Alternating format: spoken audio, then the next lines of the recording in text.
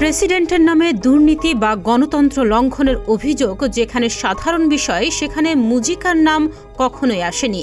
বরং প্রেসিডেন্ট থাকাকালীন নিজের বেতনের বেশিরভাগই দান করে দিতেন তিনি।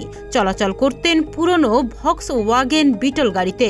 রাষ্ট্রপ্রধান হিসেবে বিলাসবহুল প্রেসিডেন্ট ভবনে না থেকে নিজের গ্রামের বাড়িতেই বেশ সাদামাটা জীবন কাটাতেন প্রেসিডেন্ট হোসে মুজিকা। আর এসবই তাকে আন্তর্জাতিকভাবে আলাদা করে পরিচিত করে তোলে। 2010 সাল থেকে 2015 সাল পর্যন্ত দেশ শাসন করা এই সাবেক গেরিলা যোদ্ধাকে বলা হতো বিশ্বের সবচেয়ে গরিব প্রেসিডেন্ট। সাধারণ জীবনযাপন, ভোগবাদ বিরোধী অবস্থান এবং সামাজিক সংস্কারের জন্য আন্তর্জাতিক অঙ্গনে তিনি বেশ পরিচিতি লাভ করেন।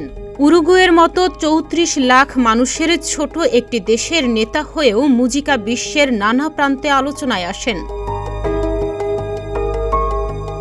2010 সালে 74 বছর বয়সে প্রেসিডেন্ট নির্বাচিত হন তিনি। রাজনৈতিক বিশ্লেষকরা বলেন তিনি ছিলেন বাস্তববাদী ও সাহসী। তার শাসনামলে আন্তর্জাতিক অর্থনৈতিক পরিস্থিতি সহায়ক ছিল।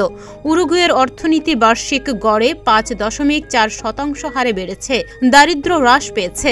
বেকারত্ব ছিল খুবই কম। সে সময়ে সে দেশের একাধিক সামাজিক সংস্কার হয়েছে, যেগুলোর মধ্যে গর্ভপাত বৈধকরণ, সমলিঙ্গ বিবাহের স্বীকৃতি এবং বিনোদনমূলক গাঁজা ব্যবহার বৈধতা পায়, যা বিশ্বজুড়ে আলোচনার জন্ম দেয়। ক্ষমতা ছাড়ার সময় দেশ জুড়ে তার জনপ্রিয়তা ছিল 70% কাছাকাছি। পরে তিনি সিনেটর নির্বাচিত হন। তবে তিনি নিজেকে কখনোই গরিব বলতেন না। এক সাক্ষাৎকারে তিনি বলেছিলেন, তারা বলে আমি গরিব প্রেসিডেন্ট। না, আমি গরিব না। গরিব তারা যারা আরো চায়, যারা কখনো থামে না।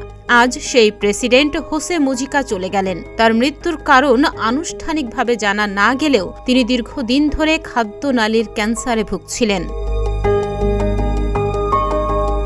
ডেস্ক রিপোর্ট, প্রতিদিনের বাংলাদেশ।